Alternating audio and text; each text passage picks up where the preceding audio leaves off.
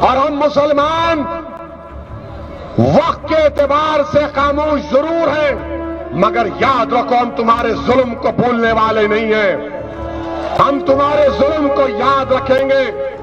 अल्लाह अपनी ताकत के जरिए तुमको निस्तो नाबूद करेगा इंशाअल्लाह ताला। पल पल न्यूज के न्यूज रूम से मैं हूं आपके साथ नदीम अकरम। वो मुसलमानों के कत्लेआम की कस्में भी खाएं तो चर्चा नहीं होगी।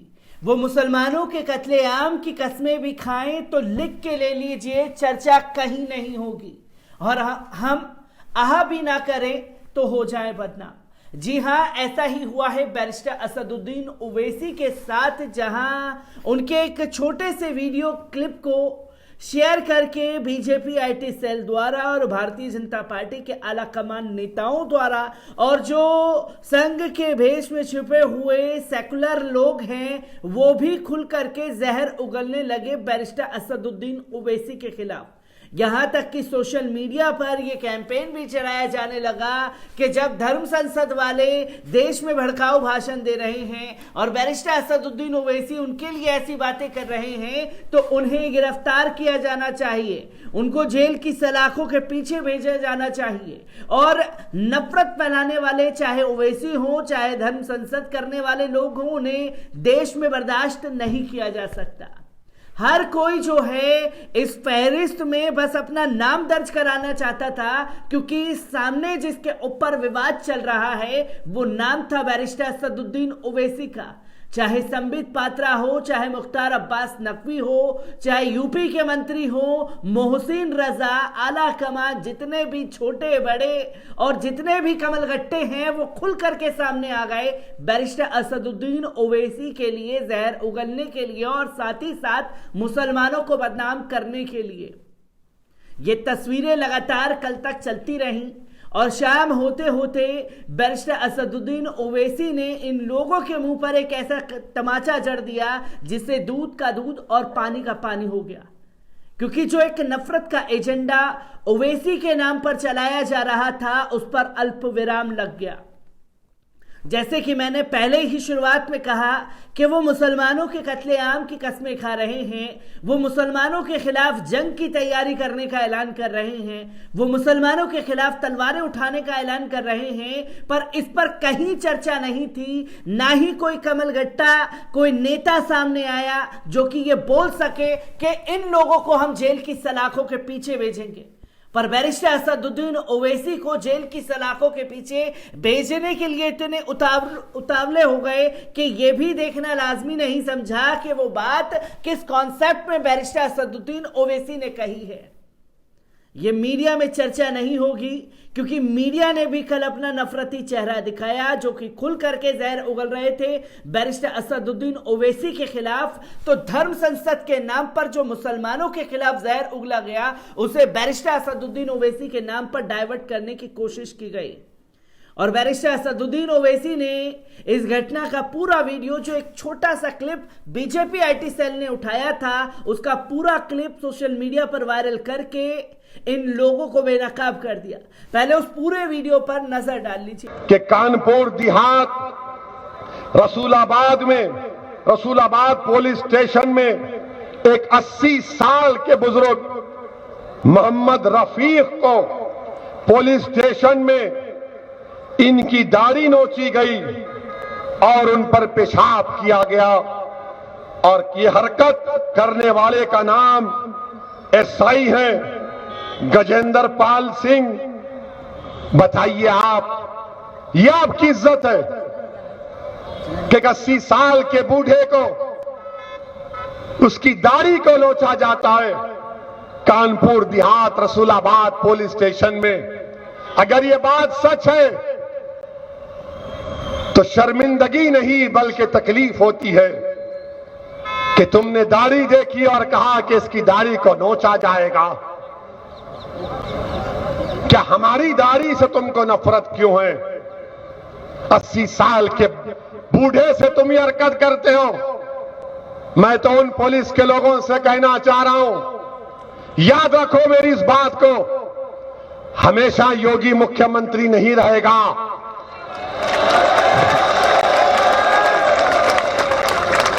हमेशा मोदी प्रधानमंत्री नहीं रहेगा और हम मुसलमान वक्त के एतबार से खामोश जरूर हैं, मगर याद रखो हम तुम्हारे जुल्म को भूलने वाले नहीं हैं। हम तुम्हारे जुल्म को याद रखेंगे। अल्लाह अपनी ताकत के जरिए तुमको निस्तो नाबूद करेगा इंशाअल्लाह ताला। और हम याद रखेंगे, हालात बदलेंगे। जब कौन बचाने आएगा तुमको? जब योगी अपने मठ में चले जाएंगे, मोदी पहाड़ों में चले जाएंगे, हो सकता है या कहीं पर जाकर रहेंगे। जब कौन आएगा? हम नहीं भूलेंगे, याद रखो। हम वो भी नहीं भूलेंगे कि एक मुसलमान ऑटो रिक्शा ड्राइवर को एक दंगाई बजरंग दल जो भी थे उसको मार रहे थे। वो बच्ची अपने बाप को बचाने की कोशिश कर रही थी। यही कानपुर में हुआ था ना। हम याद रखेंगे, वो बच्ची उस बाप की बेटी नहीं, मेरी बेटी है। मैं उसकी तकलीफ को नहीं भूलने दूंगा इंशाअल्लाह ताला। हम याद रखेंगे इन चीजों को। और आप अगर समझ रहे हैं कि लट लेके मारेंगे, टीवी पर दुनिया ने देखा कि बाप है, गोद में मासूम सा बच्चा है और पुलिस के थानेदार लट से मार रहे हैं। बाप कह रहा है बच्चे को लगेगी, बच्चे को लगेगी। गाड़ी में एक आदमी बैठा हुआ है तो थानेदार साहब कह रहे हैं हीरो बनता है, तुझे हीरो बनाऊंगा। अरे तुम आज अपने वर्दी की ताकत पर जिसको डरा रहे हो कि हीरो हीरो बनेगा, कल तुम जीरो बनोगे इंशाअल्लाह ताला। तो दोस्तों, आपने देखा कि एक छोटा सा वीडियो उठाया गया और यह बताया गया कि बैरिस्टर असदुद्दीन ओवैसी ने हिंदुओं के खिलाफ ये कहा कि कल को जब मोदी योगी जी नहीं होंगे तो तब तुम्हारा क्या होगा। और किस कॉन्सेप्ट में बैरिस्टर असदुद्दीन ओवैसी ने ये बातें कही हैं, इसे आपके सामने रखूंगा। पर जिन लोगों ने उस छोटे से वीडियो क्लिप को लेकर के जहर फैलाया है बैरिस्टर असदुद्दीन ओवैसी के नाम पर, एक बार उन चीजों पर नजर डालते हैं जिसमें किन किन लोगों ने अपना ट्वीट किया और वो लोग किस तरीके से बेनकाब हुए हैं। ऑल इंडिया मजलिस इत्तेहादुल मुस्लिमीन के अध्यक्ष बैरिस्टर असदुद्दीन ओवैसी का एक वीडियो सोशल मीडिया पर वायरल हो गया। इस वीडियो को लेकर सियासत शुरू हो गई। वीडियो उनके भाषण की एक क्लिप है जिसमें कह रहे हैं कि समय बदलेगा। इस वीडियो के वायरल होने के बाद ओवैसी ने भी सफाई दी, कहा कि उनके वीडियो का गलत मतलब निकाला जा रहा है, जिसमें तमाम लोगों ने बैरिस्टर असदुद्दीन ओवैसी को घेरना शुरू कर दिया। ओवैसी ने कहा कि उन्होंने जो भाषण दिया है वे हरिद्वार में 3 दिवसीय धर्म संसद के दौरान अल्पसंख्यक समुदाय के खिलाफ कथित भड़काऊ और सांप्रदायिक बयानों के संदर्भ में था, जो कि मुसलमानों के खिलाफ कत्ले आम की तैयारी करने का ऐलान कर रहे हैं। और बैरिस्टर असदुद्दीन ओवैसी के वीडियो को शेयर करते हुए दिल्ली के दंगाई नेता कपिल मिश्रा ने लिखा। बीजेपी नेता कपिल मिश्रा ने कहा कि ओवैसी जो कह रहा है वे कर चुका है। ओवैसी जो कह रहा है उसे गंभीरता से लेने की जरूरत है। यही अब डायरेक्टर एक्शन डे के दिन हुआ था, कोलकाता में, लाहौर, रावलपिंडी में और अभी 30 साल पहले कश्मीर में यही किया गया था। मोदी योगी हटे, हिंदू कटे, ये सब इसी का इंतजार कर रहे हैं।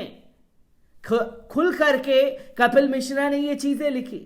तो वहीं आपको बता दें कि एमपी के गृह मंत्री नरोत्तम मिश्रा ने कहा, शेर के बच्चे अगर सियारों से डरेंगे तो सोचिएगा तो वह कैसे जंगल में रह पाएंगे। बीजेपी सबका साथ, सबका विकास और सबका विश्वास की राजनीति करती है। दाग ढूंढते रह जाओगे की तरह चुनाव के बाद ओवैसी को ढूंढते रह जाओगे।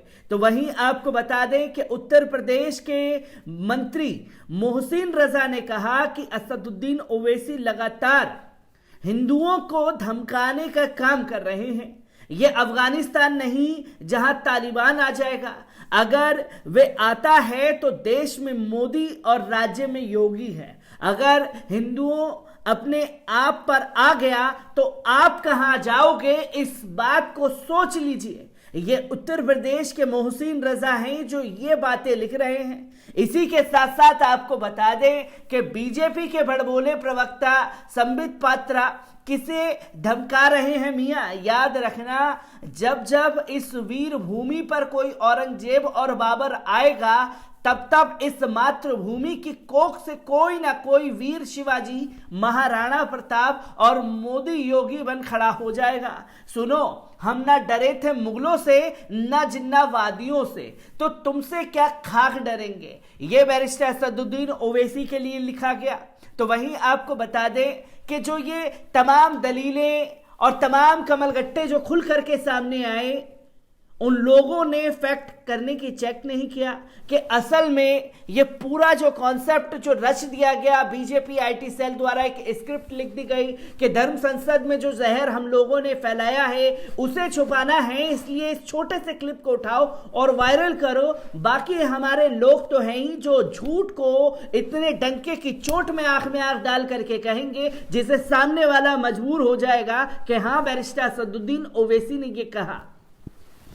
जब पूरी बातें सोशल मीडिया पर आ गई तो बैरिस्टर असदुद्दीन ओवैसी ने लिखित में एक बयान दे दिया कि जो बदनाम करने की कोशिश की जा रही है, और मैंने जो कॉन्सेप्ट में अपने 3 मिनट का वीडियो सोशल मीडिया पर वायरल किया है वो ये कह करके वायरल किया है कि पुलिस क्या कर रही है। और याद रखना कि जब पुलिस मोदी योगी नहीं रहेंगे तो पुलिस को कौन बचाएगा। ये बातें उस कॉन्सेप्ट में की गई जो कि पुलिस प्रशासन काम नहीं कर रहा है पूरे तरीके से इन लोगों को पकड़ने के लिए। जहां नरसिम्हानंद जैसे लोगों के ऊपर गुंडा एक्ट लगा दिया जाता है फिर भी गिरफ्तार नहीं किया जाता, और वो हरिद्वार में धर्म संसद चलाता है। तो ये तस्वीरें खुल करके सामने आई जिसमें बैरिस्टर असदुद्दीन ओवैसी के नाम का ढोल इस तरीके से पीटा गया कि जैसे धर्म संसद में बैरिस्टर असदुद्दीन ओवैसी गए और उन्होंने ही कस्में खाई और उन्होंने ही तमाम दलीलें और तमाम बातें रखी।